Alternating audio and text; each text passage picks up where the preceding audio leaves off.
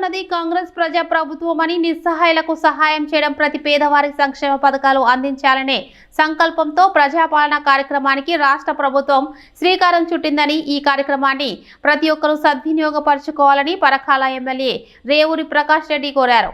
హనుమకొండ మండలం దామోర గ్రామంలో 6 గ్యారంటీ పథకాల ప్రజాపాలన కార్యక్రమాన్ని ఎమ్మెల్యే ప్రారంభించారు.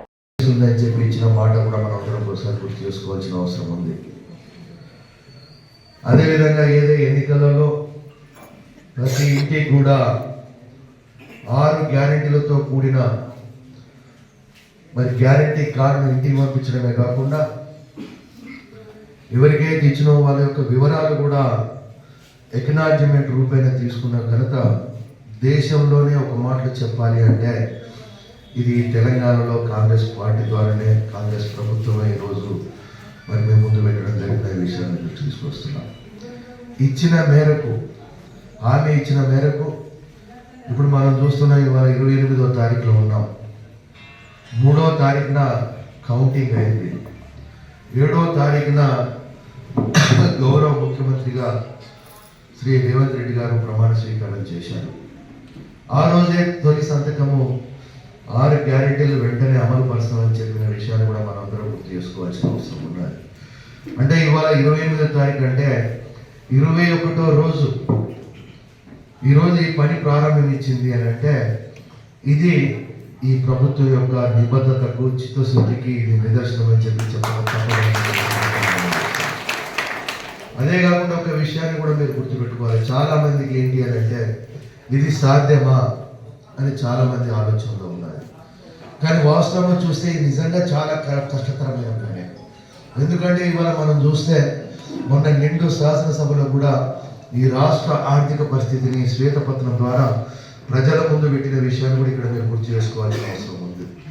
మనకు తెలంగాణ రాష్ట్రం ఏర్పడినప్పుడు 75,000 కోట్లతో అప్పుతో ఉన్న ఈ రాష్ట్రము, 16,000 కోట్ల మిగులు బడ్జెట్ తోటి ఉన్న ఈ రాష్ట్రము ఇవాళ 6,70,000 కోట్ల అప్పుతో ఉన్నదనే విషయాన్ని దృష్టి తీసుకువస్తున్నాను. అదే కాకుండా ఇవాళ ఏదైతే చెల్లించవలసిన బిల్లులే దగ్గర 45,000 కోట్లు బిల్లులు ఉన్నాయి అని అంటే నిజంగా ఇది చాలా ఇబ్బందికరమైన పరిస్థితులే. ఇవాళ చూస్తే మీరు ఒకటిసారి ఆలోచిస్తే మొన్నటి వరకు ఇక్కడ అధికారులు అందరూ ఉన్నారు, పోలీసు వ్యవస్థలు ఉన్నారు. జీతాలు ఇవ్వలేని పరిస్థితిలో 10-15 తారీఖు ఇచ్చడం వల్ల ఉద్యోగస్తుల యొక్క పరిస్థితి కూడా బ్యాంకులలో ఎగనివేదితదారు అనే ఒక ముద్ర పడి మళ్ళీ ఏదైనా అర్జెంట్ ఉంటే ఏదన్నా లోన్ తీసుకుందామంటే లోన్లు లేని పరిస్థితులు కూడా లేదంటే ఎందుకు చేస్తున్నారంటే ఈ మధ్యకాలంలో చూస్తున్నాం ప్రతిపక్ష పార్టీలు, నువ్వు ఎప్పుడు స్టార్ట్ చేస్తావు, తొందరగా స్టార్ట్ చేయి, నువ్వు వాగ్దానం ఇచ్చినవు అని ప్రజలలో ఒక అపోహ సృష్టించడానికి ప్రయత్నం చేస్తున్నారు. కనుక వాస్తవాలు కూడా ప్రజలు గ్రహించవలసిన అవసరం ఉంది. ప్రజల యొక్క సహకారం కూడా ఈ ప్రభుత్వం కోరుకుంటుందనే విషయాన్ని దృష్టి తీసుకొస్తున్నారు. అని మీకు ఈ 6 గ్యారెంటీల అమలులో ఈ ప్రభుత్వము వెనుకడి చేసే ప్రశ్నే ఉత్పన్నం కాదు. 100% ఈ 6 గ్యారెంటీలతో పాటుగా మేనిఫెస్టోలో ఇచ్చిన ఒక హామీలను కూడా అంచెలంచెలుగా నెరవేర్చుకుంటూ ముందుకు పోవడం జరుగుతున్న విషయాన్ని దృష్టి తీసుకొస్తున్నారు. అంతేకాకుండా ఇవాళ మీకు మేడం గారు చెప్పారు, ఇంకా మరొకసారి చాలా గవర్నమెంట్లో మీ యొక్క 5 అంశాలకు సంబంధించి 5 అంశాలకు సంబంధించి పూర్తి వివరాలు కూడా మీ దగ్గర నుండి తీసుకోవడం వెరీ సింపుల్గా ఉన్నాయి. మీరేం పెద్దగా దీంట్లో రాయవలసిన అవసరం లేదు, టిక్కులు పెట్టవలసిన అవసరం ఉంది అని చెప్పి ఈ సందర్భంగా మనం చేస్తున్నాం. ఈ ఫోటోస్ అవసరమా సార్? ముఖ్యంగా మనం చూస్తే ఎలక్ట్రికల్ బిల్స్, అదే కాకుండా ఇంకా మనం చూస్తే ఎలక్ట్రిక్ యొక్క సీరియల్ నెంబరు, అదేవిధంగా రైతులకు సంబంధించిన ఏదైతే కౌలుదారుడు కావచ్చు, పట్టాదారుడు కావచ్చు, అతనికి 15,000 రూపాయలు, అదేవిధంగా రైతు కూలీకి కూడా 12,000 రూపాయలు మనము కావాలి అనుకున్న వాళ్ళు ఆ యొక్క ఆ కౌలుదారుడు ఆ పాస్బుక్ యొక్క వివరాలు కూడా దీంట్లో పొందుపరచవలసిన అవసరం ఉంది. అయితే కొందరికి తెలియక ఇప్పుడే తీసుకురాకపోవచ్చు, అయినంత మాత్రాన్ని మీరు ఎవరు ఇబ్బంది పడవలసిన అవసరం లేదు. ఎందుకంటే మొత్తము ఈ 8 రోజులు కూడా ఈ సమాచారం తీసుకునే వ్యవస్థను కూడా ఏర్పాటు చేశారు. ఈ క్రోడీకరించడం జరుగుతున్న విషయాన్ని దృష్టి తీసుకొస్తున్నాను. అందులోంచే ఇవాటితోటే ఇదేదో లాస్ట్ కాదు, ఇది వాటి ప్రారంభం మాత్రమే. ఈ ప్రారంభం కనుక మీరు ఎవరు కూడా నిరుత్సాహపడకుండా డిస్టర్బ్ కాకుండా మరి అప్లికేషన్స్ ఇవ్వండి. ఇవాళ వీళ్ళు మధ్యాహ్నం వెళ్ళినా కూడా ఇక్కడ ఒక అధికారి ఉంటారు. అధికారం ఉండి సాయంత్రం వరకు కూడా మీ అప్లికేషన్స్ అన్ని తీసుకొని క్రోడీకరించి వాటిని సమాచారము పై అధికారులకు కూడా అందించడం జరుగుతుందనే విషయాన్ని నేను తీసుకొస్తున్నాను.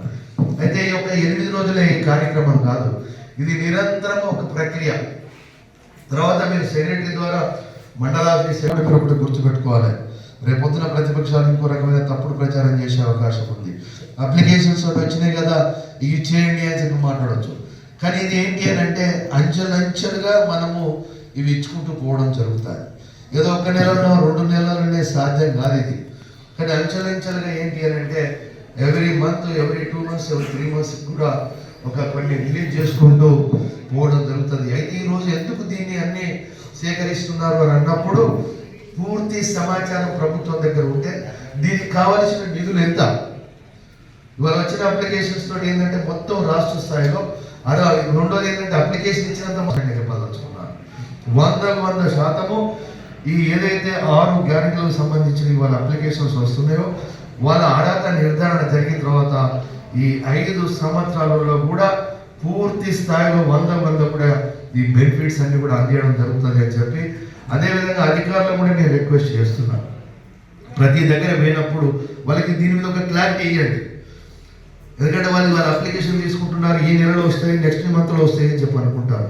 కానీ వాళ్ళ మొత్తం సమాచారం సేకరణ చేసి అంచెలంచెలుగా రిలీజ్ చేసుకుంటూ పోతారు కనుక దీన్ని అధికారులను నేను ప్రతి ఒక్కటి నేను రిక్వెస్ట్ చేస్తున్నాను. దీని మీద ఒక స్పష్టత ఇవ్వండి, వాళ్ళకు కూడా ఒక స్పష్టత ఉంటుందనే విషయాన్ని తీసుకొస్తూ మరొకసారి ఇవాళ మీ అందరి సమక్షంలో మీ అందరి తరఫు నుండి గౌరవ ముఖ్యమంత్రి శ్రీ రేవంత్ రెడ్డి గారికి ఇంత కష్టకాలంలో ఆర్థిక ఇబ్బందులు తెలంగాణ రాష్ట్రం ఇచ్చిన జనం మెచ్చిన పేద ప్రజల గుండెలో నడిచిన పార్టీ కాంగ్రెస్ పార్టీ అని రాష్ట్రంలో ఏర్పడింది. కాంగ్రెస్ ప్రజా ప్రభుత్వం అని సుపరిపాలన అందిస్తోందని పరకాల ఎమ్మెల్యే రేవూరి ప్రకాష్ రెడ్డి అన్నారు.